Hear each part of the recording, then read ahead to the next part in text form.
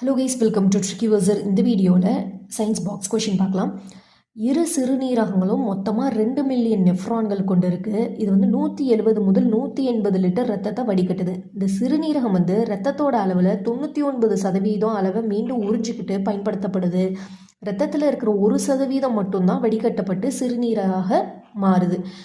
முதல் சிறுநீரக மாற்றம் வந்து யாருக்கு நடத்தப்பட்டதுன்னா 1954ஆம் ஆண்டு பாஸ்டன் அமெரிக்காவில் பீட்டர் பென் பிரஹாம்ங்கிற மருத்துவமனையில் ஜோசப் முர்ரேங்கிற மருத்துவர் வந்து அவருடைய சக ஊழியர்களுக்கு ரெனால்டு ரிச்சர்ட் ஹெர்ரிக் இந்த இரட்டையர்களுக்கு வந்து முதலாக வெற்றிகரமாக சிறுநீர் மாற்றத்தை செஞ்சாங்க. இதில் வந்து ரிச்சர்ட் ஹெர்ரிக் வந்து 8 வருடங்கள் வந்து வாழ்ந்து பின் காலமானார். உங்களுக்கான கேள்வி, சிறுநீரகத்தின் அடிப்படை செயல் அலகு என்னங்கிறத கமெண்ட் பாக்ஸில் கமெண்ட் பண்ணுங்கள். இந்த தகவல் பயனுள்ளதாக இருந்தால் லைக் பண்ணுங்கள், உங்கள் ஃப்ரெண்ட்ஸ்க்கு மறக்காமல் ஷேர் பண்ணுங்கள். இதுவரை நம்ம சேனலை சப்ஸ்கிரைப் பண்ணலைன்னா மறக்காமல் சப்ஸ்கிரைப் பண்ணிங்க. நன்றி.